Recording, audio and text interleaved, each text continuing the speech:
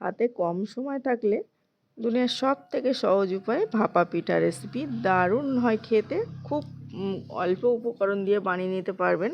প্রথমে আমি half cup চিনি নিয়ে নিলাম, আর চিনিটা ভালোভাবে গলিয়ে একটা ক্যারামেল তৈরি করে নিচ্ছি। আমি গুঁড়ো ছাড়াই যেহেতু বানাবো, একটা গুড়ের মতো কালার আনার জন্য। ক্যারামেলটা ভালোভাবে তৈরি হয়ে গেছে, আর এখানে আমি কিন্তু কোনো রকম জল ব্যবহার না করেই ভালোভাবে গলিয়ে নিলাম। এই তো সময় নিয়ে একটু চিনিগুলো গলিয়ে নিয়েছি। আর এদিকে একটা নারকেল কুড়িয়ে রেখেছিলাম, নারকেলটা আমি এখন এই ক্যারামেলের মধ্যে দিয়ে নিচ্ছি। নারকেলটা দিয়ে ভালোভাবে নাড়িয়ে নেব। অনবরত এখন নাড়তে থাকতে হবে। চিনিটা যেহেতু একটু টাইট মতো আছে, নারকেল দেওয়ার পরে কিন্তু এটা সফট হয়ে যাবে। একটু সময় নিয়ে কালার করে ভেজে নিতে হবে। এটা একটা চিটচিটে করে ডো মানে নারকেলের পুরটা তৈরি করতে হবে, ওই জন্য হাফ কাপের একটু বেশি করে চিনি দিয়েছি আমি। আর দেখুন চিটচিটে করে এই পুরটা রেডি হয়ে গেছে। পুরটা কিন্তু অসম্ভব মজার হয়েছে খেতে। দুটো এলাচও দিয়েছিলাম। রেডি হয়ে গেছে, আমি এখন সাইডে সরিয়ে রেখে দিচ্ছি। এদিকে একটা মিক্সিং বোল নিয়েছি, 1 কাপ সুজি নিয়ে নিচ্ছি। আমি 2 কাপের মতো সুজি নিলাম। 2 কাপ সুজি নিয়ে এটা ভালোভাবে ধুয়ে আর ভিজিয়ে রেখে দেবো। যদি সুজিটা পরিষ্কার থাকে ধোয়ার দরকার নেই, চাইলে একটু ধুয়ে রেখে দিতে পারেন। তবে খুব বেশি জল দেওয়ার দরকার নেই, এখানে যতটা সুজি ততটা জল দিতে হবে। আমি এই জলটা ঢাকা দিয়েছিলাম, আবার পরে ফেলে দিয়েছিলাম, দিয়ে একদম অল্প করে জল দিয়ে আমি ভিজিয়ে রেখেছিলাম। এই তো এমন করে আমি ভিজিয়ে রেখে দিচ্ছি ঢাকা দিয়ে। আপনারা চাইলে কিন্তু এখানে লিকুইড দুধ দিয়েও ভিজিয়ে রাখতে পারেন। আর তারপরে আমি স্বাদ অনুযায়ী লবণ দিয়ে নিচ্ছি, আর এখানে দিয়ে নিচ্ছি 1 কাপ চিনি। এই যে কাপের 1 কাপ চিনিতে আমি করেছিলাম ক্যারামেল, আর 1 কাপ চিনিতে করছি আমি এই সুজির মধ্যে দিয়ে নিচ্ছি। যতটা সুজি ততটাই চিনি লাগবে, ওই জন্য হাফ হাফ করে আমি করে নিলাম।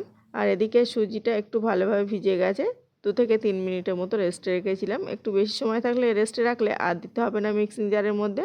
মিক্সিং জারের মধ্যে দিয়ে একটা পেস্ট তৈরি করে নিয়েছি। 1 টেবিল চামচ দিয়েছি বেকিং পাউডার, আর হাফ টেবিল চামচের একটু কম দিয়েছি বেকিং সোডা। ব্যাস হয়ে গেল। এখন ভালোভাবে মিশিয়ে নেব সমস্ত উপকরণগুলো।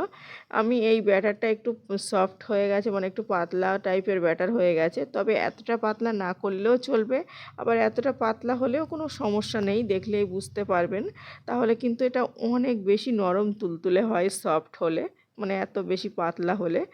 আর এখানে গুঁড়ো দুধ দিয়ে নিচ্ছি সেই কাপের 1.25 কাপ। 1.25 কাপটা গুঁড়ো দুধ দেওয়ার জন্য খেতে অনেক বেশি টেস্টি হবে। আপনারা চাইলে কিন্তু লিকুইড দুধও দিয়ে নিতে পারেন।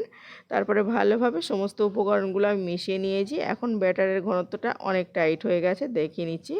এদিকে যে পুরটা করেছিলাম এটা হালকা কুসুম গরম অবস্থায় এটা এভাবে দলা করে নিতে হবে।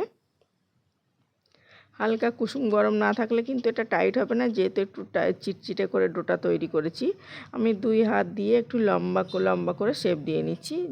এখানে 2টো গ্লাস নিয়েছি, গ্লাসের মধ্যে একটু ভালোভাবে তেল ব্রাশ করে নিচ্ছি, তাহলে মোল্ড আউট করার সময় কোনো রকম অসুবিধা হবে না। আর তারপরে যে ব্যাটারটা বানিয়েছিলাম, ব্যাটারটা এখন কিছুটা পরিমাণ দিয়ে নিচ্ছি গ্লাসের মধ্যে, আর 2টো গ্লাসের মধ্যেই আমি দিয়ে নেব। আর দিয়ে যে দেখুন গ্লাসের মধ্যে দিয়ে নিচ্ছি, আর যে লাটিটা মানে ওই যে পুরটা লাটি মতো করেছিলাম ওটা এখন এর মধ্যে এভাবে বসিয়ে দিচ্ছি। তবে মাজা বরাবর দিলে খুব ভালো হয়, যেহেতু আমি পাতলা করে ব্যাটারটা বানিয়েছি একটু সাইডে সরে গেছিলো। কোনো সমস্যা নেই, এটা খেতে কিন্তু অনেক বেশি টেস্টি হয়। আপনারা অনেকভাবে ভাপা পিঠা দেখেছেন, এই ভাপা পিঠাটা একবার হলেও ট্রাই করতে পারেন। তারপরে আবারও একটু পুর ছিল, মানে ওই যে ডোটা গোলা ছিল ওটা একটু দিয়ে নিলাম। একটু ফাঁকা রেখেছি যেহেতু ফুলে উঠবে। এদিকে একটা প্লেট মানে গামলা বসিয়ে দিয়েছি, আর ওতে অল্প করে জল দিয়ে এটা গ্লাস দুটো বসিয়ে ঢাকা দিচ্ছি। তো এটা গ্লাস দুটো অনেক লম্বা ছিল বলে এভাবে ঢাকা দিতে হলো। আর দিয়ে ঢাকা দিয়ে আমি কিছুক্ষণের জন্য 15 মিনিটের মতো আমি বেক করে নিয়েছি, মানে ভাপিয়ে নিয়েছি। দেখুন ফেটেও গেছে, মানে এত মজার হয়েছে। আর যে পুরগুলো পুরো ভরে গেছে, ঢেকে গেছে। আমি সবগুলো তুলে নিয়েছি, তুলে নিয়ে এখন মোল্ড আউট করে নেব। আগে ঠান্ডা করে নিয়েছি, কিন্তু এটা 15 থেকে 20 মিনিট লাগতে পারে, চুলোর জাল অনুযায়ী সময়টা লাগতে পারে। অবশ্যই একটা টুথপিক দিয়ে চেক করে নেবেন, যদি ক্লিন আসে তার মানে হয়ে গেছে। আমি এখন এই তো আমার পুরোপুরি রেডি হয়ে গেছে। এখন আমি একটু গোল গোল করে কেটে নেব, দেখতে অনেক বেশি লোভনীয় হয়। আর এটা আমি গরম অবস্থায় কাটতে চাইছিলাম, ওই জন্য কিন্তু এটা অনেকটা বেশি ফেটে গেছে। আপনাদের কেমন লেগেছে বলতে ভুলবেন না। ভালো লাগলে প্লিজ লাইক সাবস্ক্রাইব করার অনুরোধ করছি। আর একবার হলেও ট্রাই করবেন, ছোট বড় সকলে ভীষণ পছন্দ করবে। এটা কিন্তু এত বেশি মজার হয় খেতে, তবে সেম প্রসেসে ট্রাই করবেন, তাহলে দারুণ হবে।